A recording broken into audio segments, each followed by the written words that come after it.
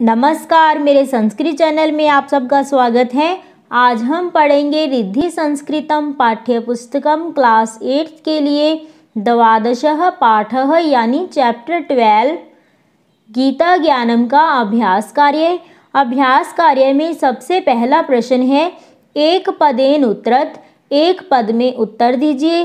इसमें सबसे पहला प्रश्न है, तव अधिकारः कस्मिन् भवेत्, तुम्हारा अधिकार किस में होना चाहिए, यानी कि मनुष्य का अधिकार किस में होना चाहिए। श्री कृष्ण जी ने अर्जुन को उपदेश देते हुए कहा था कि मनुष्य का केवल कर्म करने में अधिकार होना चाहिए, उसे कर्म के फल की चिंता नहीं करनी चाहिए। तो इसका एक पद में हम उत्तर लिखेंगे, कर्मणि यानी कर्म करने में।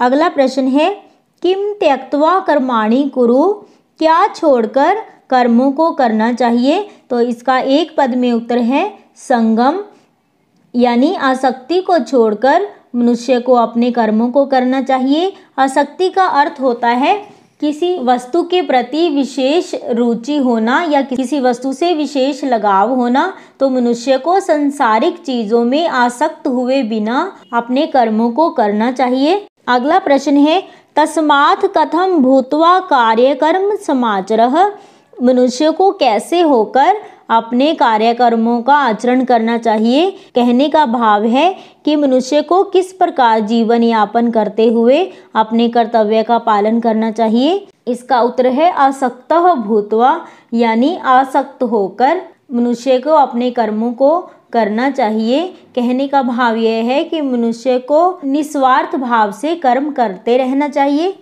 अगला प्रश्न है, केषां परित्राणाय देवः संभवति, किनको बचाने के लिए देवता प्रकट होते हैं।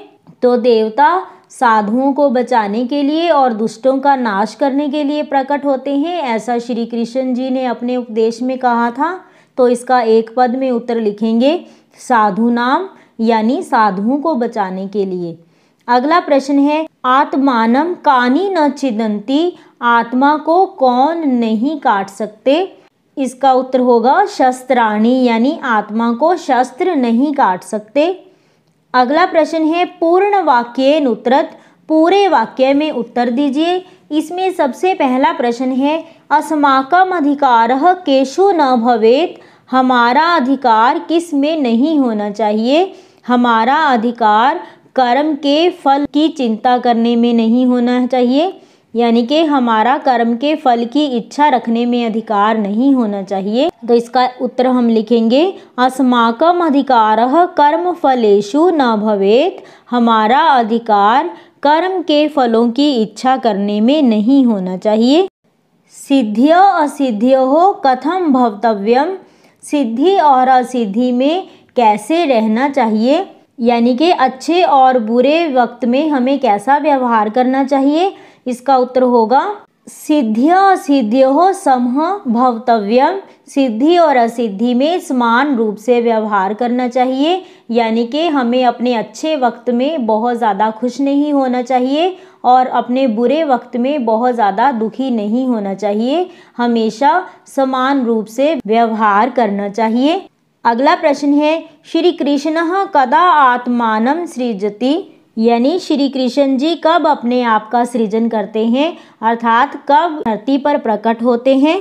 इसका उत्तर है, यदा धर्मस्य ग्लानिः अधर्मस्य अभ्युत्थानं च भवति तदा श्री कृष्णः आत्मनं सृजति, जब धर्म की हानि होती है और अधर्म की वृद्धि होती है तब श्री कृष्ण अपने आप का सृजन करते हैं, यानी अवतार लेकर धरती पर प्रकट होते हैं। अगला प्रश्न है, कस्मात् कामः जायते, काम किससे उत्पन्न होता है, यानी कि इच्छाएं किससे बढ़ती हैं। इसका उत्तर है, संगात कामः जायते, यानी कि आसक्ति से इच्छाएं बढ़ती हैं। आसक्ति का अर्थ होता है किसी वस्तु के प्रति विशेष रुचि होना या फिर किसी वस्तु से विशेष लगाव होना। जब मनुष्य संसारिक चीज़ों में विशेष रुचि रखने लगता है, मतलब कि मनुष्य का ध्यान संसारिक सुख सुविधाओं के प्रति आकर्षित होता है, तो उसके मन में उनको पाने की इच्छाएं उत्पन्न होती हैं और इच्छाएं पूरी ना होने पर दुख होता है। इसीलिए श्री कृष्ण जी ने मनुष्य को आसक्ति रहित होकर कर्म करने की प्रेरणा दी है। अगला प्रश्न है, बुद्धि नाशात किम भवति? बुद्धि के नाश होने से क्या होता है? इसका उत्तर है, बुद्धि नाशात पुरुषस्य नाशः भवति। बुद्धि के नाश होने से पुरुष का ही नाश हो जाता है, यानी कि मनुष्य का ही नाश हो जाता है। अगला प्रश्न है, रेखांकित पदम आधृत्य प्रश्न निर्माणम कुरुत। रेखांकित पदों के आधार पर प्रश्नों का निर्माण कीजिए। इन वाक्यों में रेखांकित पद जिस विभक्ति और वचन का होगा उसी विभक्ति और वचन का हम प्रश्नवाचक पद बनाएंगे। सबसे पहला वाक्य है, कर्मणि एव ते अधिकारः। कर्म करने में ही तुम्हारा अधिकार है। इस वाक्य में रेखांकित पद कर्मणि है, जो कि सप्तमी विभक्ति एक वचन है। तो किम शब्द का सप्तमी विभक्ति एक वचन रूप लिखेंगे। कस्मिन एव ते अधिकारः, किसमें तुम्हारा अधिकार है। अगला प्रश्न है, नैनम दहति पावकः। इसे जलती हुई अग्नि भी नहीं जला सकती। यहाँ पर आत्मा की बात की गई है। इसमें रेखांकित पद दहती है, जो कि एक क्रियापद है। ये लट लकार प्रथम पुरुष एक वचन क्रियापद है। यहाँ पर हम लिखेंगे नैनम कीदृशी पावकः। कैसी अग्नि इसे नहीं जला सकती। अगला वाक्य है, यदा यदा ही धर्मस्य ग्लानिर्भवति भारत। जब जब इस पृथ्वी पर धर्म की हानि होती है। यहाँ पर धर्मस्य रेखांकित पद है, जो कि षष्ठी विभक्ति एक वचन है। यहाँ पर हम किम शब्द षष्ठी विभक्ति एक वचन लिखेंगे।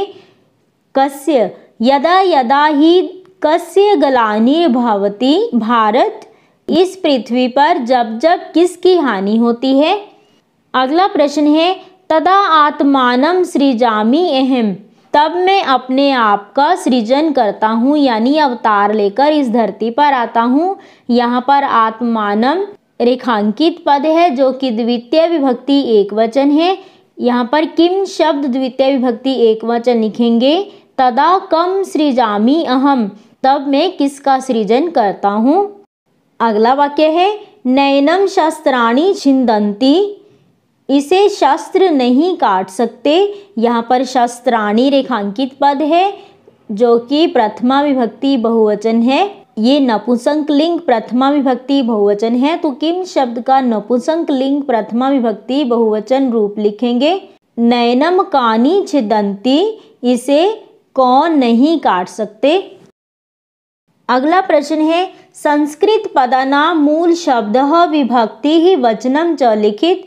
संस्कृत पदों के मूल शब्द विभक्ति और वचन लिखिए। सबसे पहला पद है अधिकारः। इसका मूल शब्द अधिकार है। प्रथमा विभक्ति एक वचन है। तस्मात् तद मूल शब्द। पंचमी विभक्ति एक वचन। कस्मात् किम मूल शब्द।